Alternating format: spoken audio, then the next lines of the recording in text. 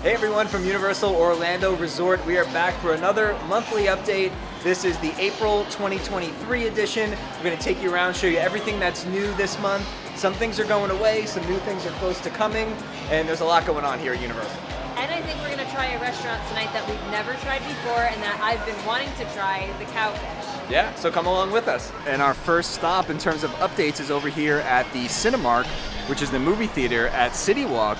And check out this brand new photo op that they have right in front of the theater promoting the Super Mario Brothers movie. They have their plumbing truck right here for you to take pictures with. This is so cool. Here's a look at the back of the truck. I'm not sure if the license plate means anything. So if you're like really familiar with Nintendo, maybe those are an Easter egg or something like that. But then they have a website and a phone number, and we actually checked this out prior. And that website works, and you can actually call that number and hear Mario and Luigi. But this is so cool. I love when they do like this type of marketing. Oh look, Luigi's on this side, Mario is on the front, and Luigi is over here on the back. On the inside, there's really not too much going on. It just looks like your standard truck or SUV. So all the theming is out here on the outside. But this is a really, really cool photo op. And if you're a fan of the movie, definitely a place you want to come and get your photo taken. So right outside of the theater, the first little merchandise kiosk that you see has a whole bunch of Super Mario Bros. Movie merchandise. A lot of this stuff is what we saw last time. The artwork's cool. I like these banners. These are really awesome. And here's just a quick look at what they have. They have the Mushroom Kingdom Castle playset. This water bottle looks like it's new. Has all the characters from the movie on it with Super Mario Brothers. There is the Mario figure, and then there's that van playset. And like we mentioned, later tonight, we're gonna be dining here at the Cowfish for the very first time. This is a place that Alex always wanted to try, and so have I. So we decided we're gonna come here for dinner. So we usually start our update videos over on the studio side, but today we're starting over at Islands of Adventure because an attraction is closing. As we're making our way inside of Islands of Adventure, just wanna call out that the Port of Entry Christmas shop has its regular entrance open again. Poseidon's Fury is closing on May 9th, so if you've never done this attraction before, you're going to want to get here before May 9th. We don't know what's going to come here. They haven't announced what they're going to be putting in replace of this, but this is actually an attraction I've never done, and I don't know if I'll be able to do it before it closes. I'm hoping to, because I want to see what it's like. And Poseidon's Fury is over here in the Lost Continent section of the park, which is a pretty big area, so I wonder if they retheme this attraction to something else. Will this entire land get rethemed eventually? And like Alex said, this is actually something that we've never done before.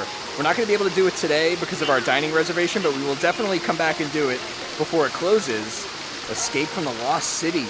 Wonder what it's all about. Poseidon's Fury is something that we've walked past for years, but just never went inside to do it. Don't ask me why. We've come to Islands of Adventure probably hundreds of times in our life, and we've just never done this. Maybe today's the day, maybe not. We might come back and do this later on, but we'll see. Either way, we're definitely gonna do it before it closes. We're not gonna do it today, but we will definitely be back to experience Poseidon's Fury before it closes. And Universal keeps things close to the chest as far as new things that are gonna open, so I think it's gonna be a little while before we even know what's gonna be replacing Poseidon's Fury. They announced the closure of Kid Zone like months ago, and we still don't know what's coming there. So in terms of what's next for the Lost Continent and the former home of Poseidon's Fury, it's really anybody's guess at this point. Now, Mardi Gras at Universal doesn't end for another couple of days, but it looks like the food booths here at Islands of Adventure have been taken away. There was one down there, and there was one right over here, and this one has been replaced with like a stage of some sort. It's probably for like the grad nights and all the after-hours events they do here. And speaking of Grad Bash, they have these 2023 Grad Venture welcome banners. It says, "Welcome Grad Bash Universal Orlando Class of 2023." So we're gonna make our way inside of Universal Studios now because there's a few things we want to talk about once we get over there. And as we're making our way towards the ticket entrance, looks like this right side is still under construction. I could see a little bit of exposed wood, so it might be a little while. Our first stop, the Universal Studio Store. So just like the kiosk that we saw on the way in, it looks like they have pretty much the same Super Mario Brothers merchandise that has been here for a little while. Mardi Gras does run for another couple of days. It ends on April 16th. and they're starting to clear out some of the merchandise. Most of the merchandise here is 50% off. So Matt and I have been eyeing this shirt the whole time. It's the Passholder Mardi Gras shirt. It's originally $30, so you get 50% off, which makes it $15 plus the annual Passholder discount. So the shirt would be less than $15. So Despicable Me Minion Mayhem is getting a little bit of a facelift to its front facade. You can see most of it is covered up except for the actual name of the attraction. And then right across the way is VillainCon, and they've done a lot of work on this over the last couple of weeks. Check out the front entrance sign to VillainCon Minion Blast. It is fully finished. The last time we were here, we saw like parts of this, but they moved really, really quick on getting this done. I like the colors a lot. I like the purple, the white, and the orange. And then over here on the other side of Soundstage 5, you can see all of the villains with that Vicious 6 banner over there. And there's all the villains that are going to be featured on the attraction. This is moving along really, really nicely. My guess is probably going to be right around Memorial Day weekend, either for an opening date or annual pass holder and team member previews, but they are getting ready. I still don't understand what this ride is going to be. It's not a ride, it's like a walkthrough, it's like a moving walkway. Right. So like, I'm just really excited to see what it's all about, because it's not like a traditional ride like we're used to. So I'm excited for it. Yeah, I mean, they give you like a blaster gun. You're going to become like an honorary villain. Right. But yeah, like you said, it's not really a ride. You kind of walk through it. Yeah, I wasn't happy that they were putting another like Despicable Me ride right across from the Minion ride, because it's like, how much can you really take? But it does sound interesting, and it's different than what we're used to, so I'm excited to see what it's all about. Here's a closer look at some more of the signage that's over here. They painted VillainCon. So much fun, it's a crime. There's El Macho and Brat. There is the Vicious 6 over there, and then there is Scarlet and Vector. I will say I'm not super familiar with all the villains that are in this attraction, so we're definitely gonna have to brush up on our Despicable Me before this opens. And speaking of Despicable Me, here's a look at the current state of the future Minions Cafe. You can see they've painted the entire backside wall of Transformers that light blue, just like we thought they were going to, and now you can even start to see some of the roof line peeking out amongst all the tarp. It's exciting. We weren't able to see this the last time we were here. They still have a ways to go on this, so I still think this is going to open later than VillainCon. Back over in New York, Avenue Eats is the pizza stand that has since reopened. I think it has a little bit different of a menu, so let's see what kind of food they have here. We're obviously not going to try anything today because we are going to the Cowfish soon, but they have New York-size homemade pizza slices, calzones, a Caesar salad, apple streusel mousse, apple and chips. They have gelato cups and Italian iced push-up. And then there's draft beers and bottled beers along with your soft drinks as well. And there's a quick look at the pizza and the calzones that are here. And then there are the Caesar salad. And then back over here, which is next to the former home of the Tribute Store, they're redoing like all of the facades on the buildings over here. So the Guggenheim was recently redone about last month or so. This building right here on the right was redone, and then now it looks like they're going to be stripping down the New York Public Library and redoing that facade as well. I was curious if they were going to do the New York Public Library once I saw they were doing these other buildings, and they are. The building on the right, I don't think is done yet. I think that's a cover. Yeah. See, there's clips on the top. Yes, you're right. And you could tell, like, near the windows, it's just like a covering for now. Well, they fooled me. I thought it was done, but it's not. The Guggenheim is, though, and then, like I said, Public Library coming up next. And the other new food booth that opened up is 57 Fair, and it looks like they have some nice new digital menus. Let's go see what's at this booth. So over here at 57 Fair, they have a couple of hot items, a couple of cold items. The one thing that catches my eye is the chicken and cheese filled empanadas. Definitely want to try those. And then for the chilled eats, they have a flan, a pineapple cup with Cajun spice, some more beers and snacks. Ooh, a mango ice push-up. That sounds pretty good on a hot day. And then you have your soft drinks. And this is now where the Coke Freestyle machines are. They're just on the other side of this wall. And that's where you can come and fill up your water bottles over here. We are over by the Lagoon, and this is where the nighttime entertainment show would take place.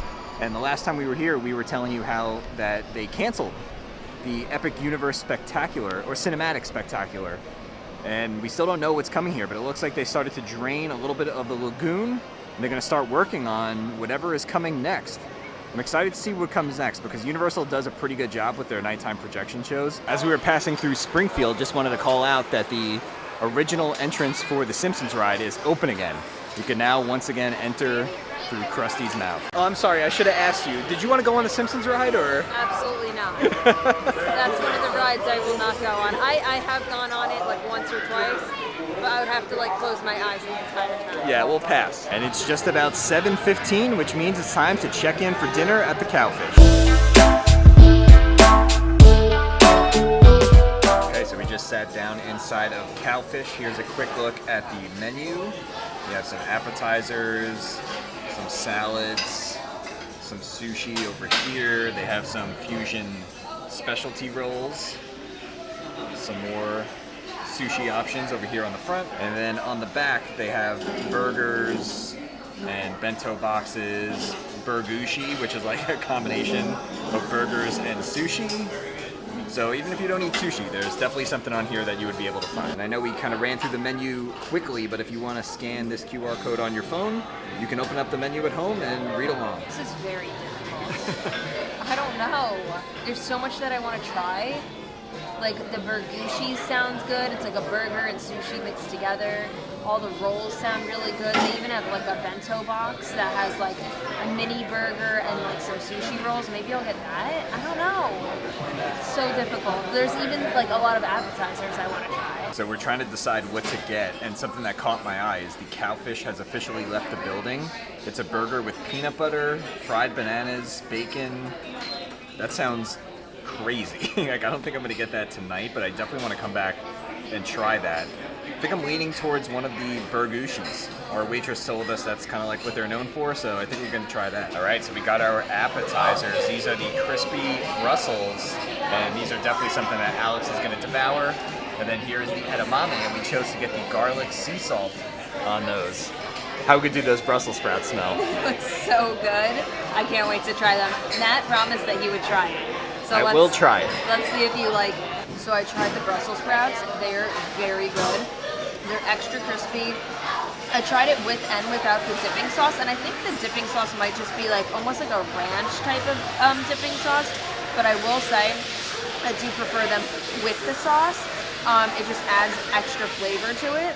And they also, which is interesting, they have like these like fish type of like flakes on top, which I told Matt to like scrape them off for his because I know he doesn't like fish. They almost just have like a salty fish flavor. That's what they look like. It doesn't add like a lot of flavor to it. It's just like salty and it's very thinly sliced.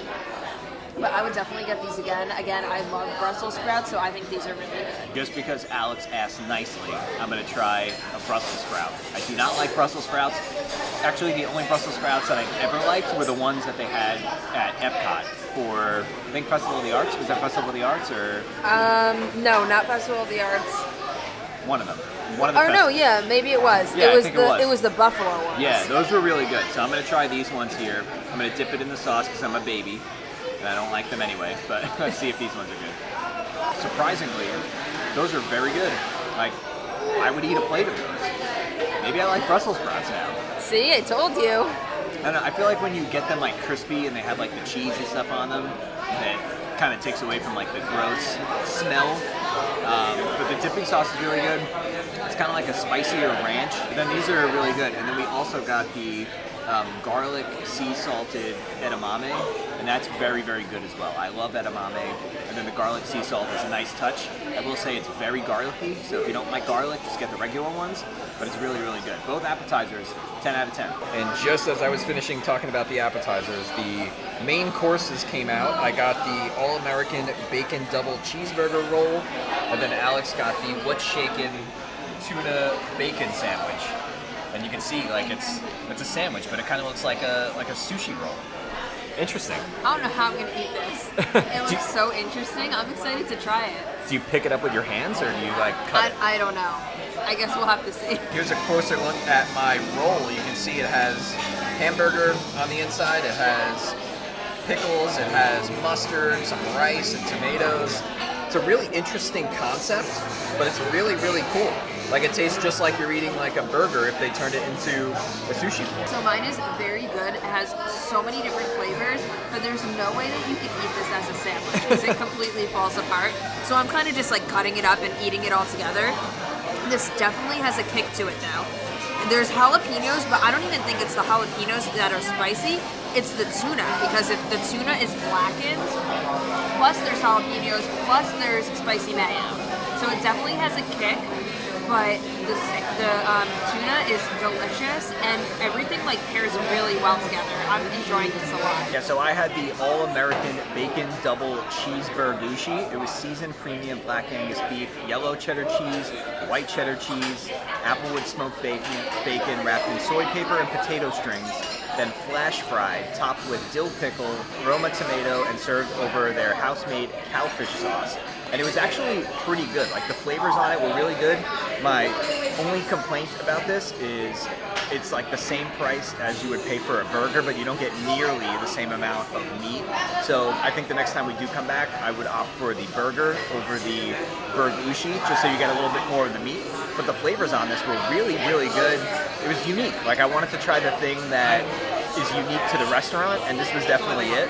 So again, flavors were really, really good. I just wish it was a little bit more filling. Also, Alex's sandwich came with French fries, and to be quite perfectly honest, these might be the worst French fries I think I might have ever had in my life.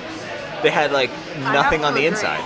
They're seasoned, but honestly there wasn't that much seasoning on them, and they were almost like dry, like on the inside, right? Like I don't know how to explain it. They were like, it was like a chalky French fry. It was weird. It was like you bit into it and you only tasted the outside. It was like dry and like it almost tasted like old French fries. Yeah. I don't know. They weren't good. My sandwich is good. It looks like a complete mess because I had like cut it open. But I do have to say it is pretty spicy. So if you're sensitive to spice, I would avoid this. And also, it's very filling. Like I'm probably only going to be able to eat half of this because the buns are like rice and crab. Like this is imitation crab with rice wrapped in something. So there's a lot of rice that kind of, like sits in your stomach. So, but the tuna's so fresh, it's very good. And I love all the flavors in it. But I think I would want to try something different next time I come.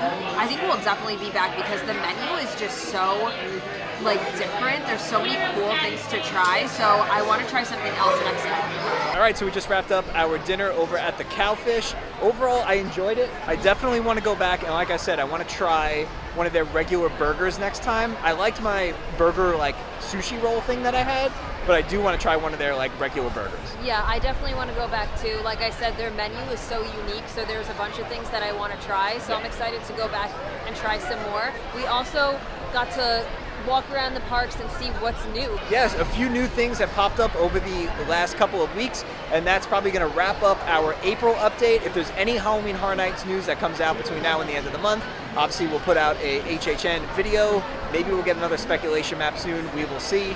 We hope you guys enjoyed coming along with us in this video. If you did, make sure you give the video a nice big thumbs up. Subscribe to our channel if you guys are new. And with that being said, we'll see you guys real soon.